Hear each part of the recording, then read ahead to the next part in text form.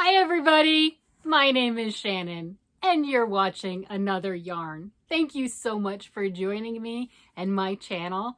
Today I'm going to be talking about my mystery yarn challenge. That's the hashtag that you saw in the title, MYC823. That's August 2023. Lori, the armchair chef, I'll link her down below. She's been running this challenge now for an entire year. And what she does is she matches up people that say they want to play. You don't have to be a content creator like I am if you want to play. You don't even have to have a channel. I signed up for my first month to play and I didn't have a channel and I didn't have any pictures and I didn't have anything. And my first video was opening up my mystery yarn that I got in the mail. And then of course I went on to make a gorgeously stunning project. Okay, it's my opinion. But anyway, I made something, right? And what you do with this, and then there's different rules. There's special rules for August since this is the 1-year anniversary.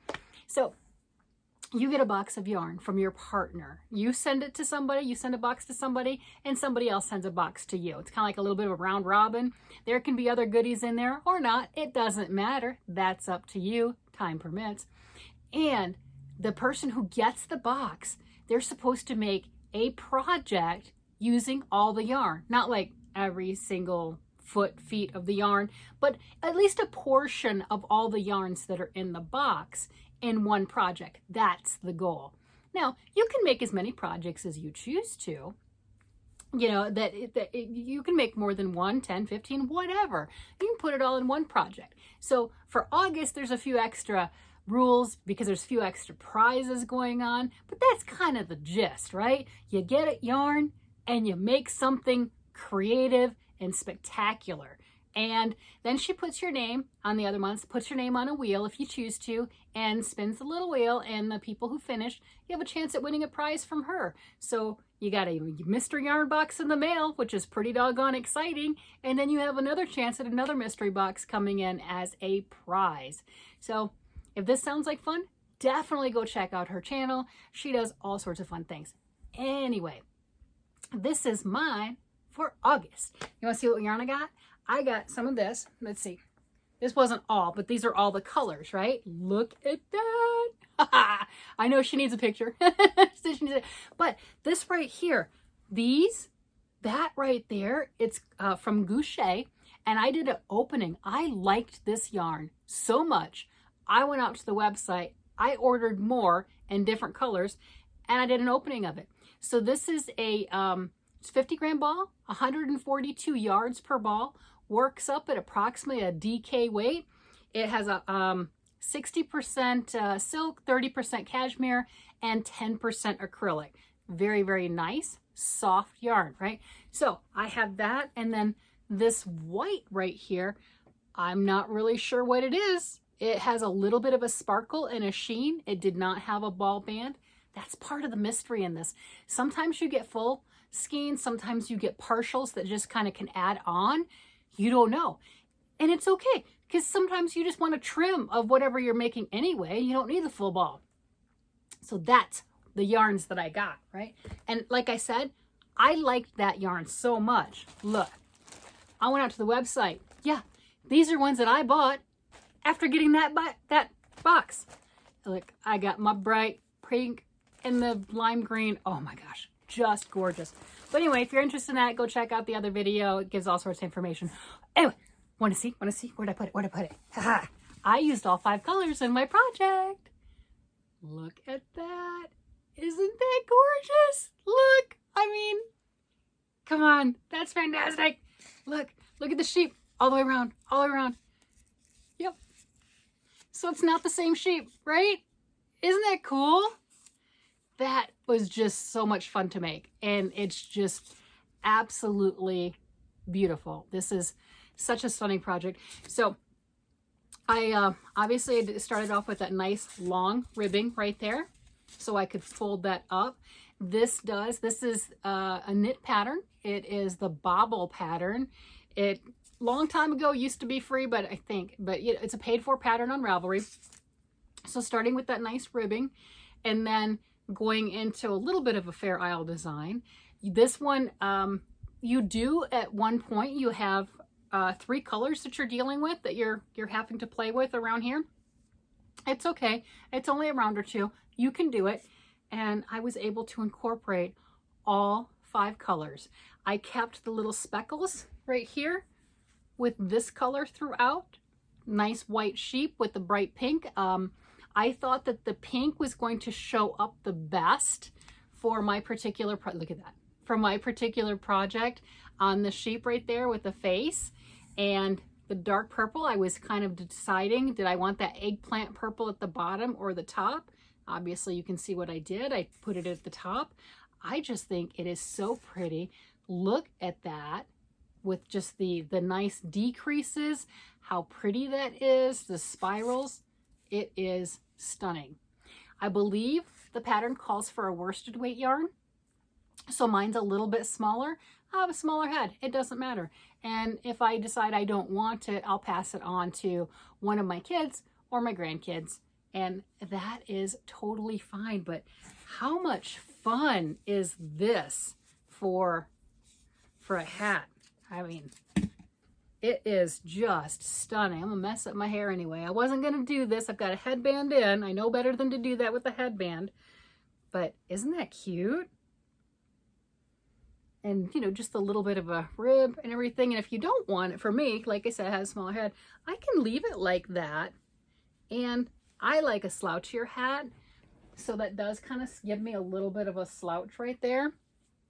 Everyone has their preference on how they wear their hats and what they like. But that right there is stunning.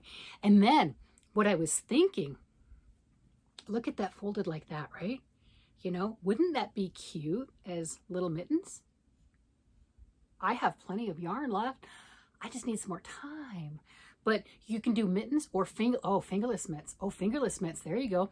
Instead of having to do the top and the closure on it, you could do some fingerless mitts, and I could still incorporate all of the same design and do the sheep right there, whichever ones that I choose to. See, that would work, right?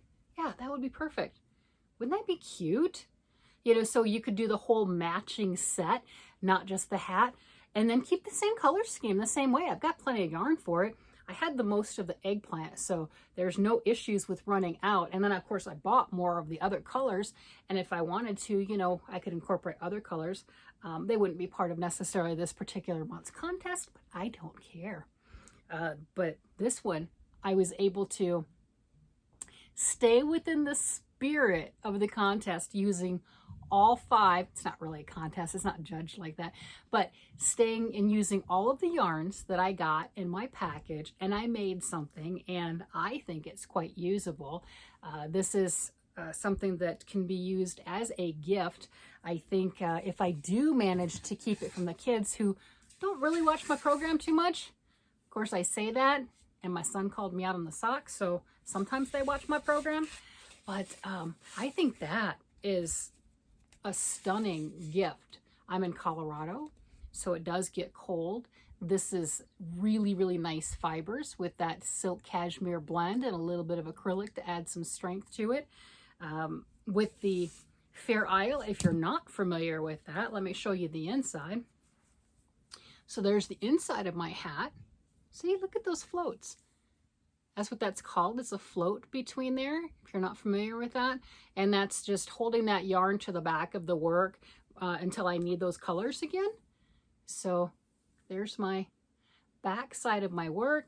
And you can see here is where I just let the yarn go up and everything until I needed those colors again. But yeah, you can almost see the little sheep and everything on that too. But what that does is if you have something that's Fair Isle like this, it'll be a little bit warmer because you can see you've got double strands. You've got the color in the front, and then you're stranding behind with another piece of yarn. So the work is doubled. So it does make it for a little bit warmer, and that's right there on the top of your head. So that'll be really nice. And one of the other things too is catching those floats. See, the reason you can't 100% see that sheep, the larger sheep, is you can see it here. Let me show you. You can see here, there's maybe a little bit of the pink kind of bleeding through right there.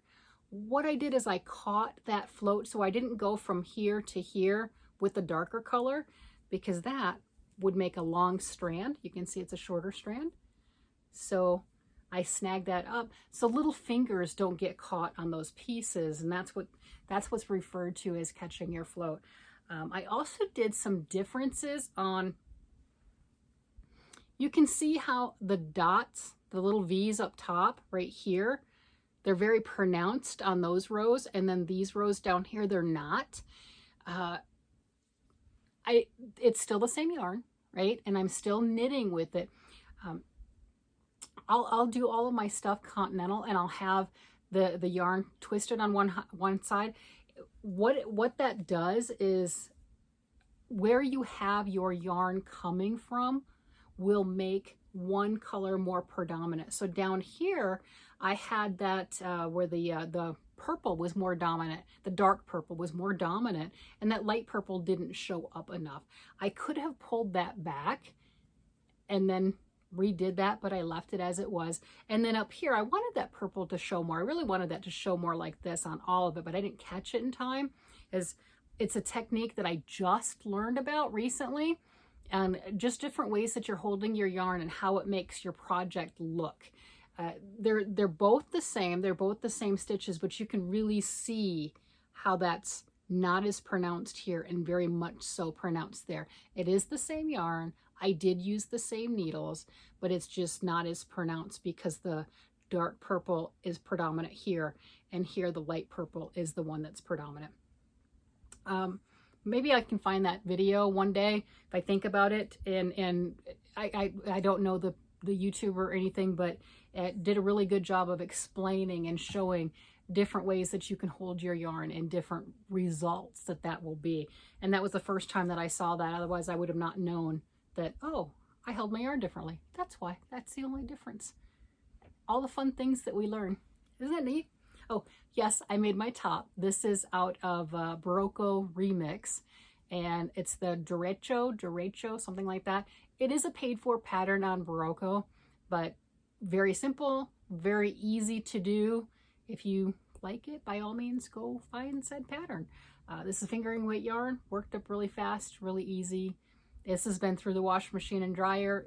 The yarn tells you that you're supposed to lay it flat to dry, pretty sure. But my husband did the laundry, and I'm not complaining. Nope, I am not complaining. It's not any worse for the wear. I believe it shrunk a little bit because it fits me a little better than it did. It was a little bit big. So beware of that in your own world and your own life. All right, everybody, you have a wonderful day, night, evening, whatever it happens to be, and I will talk with you later. Bye-bye.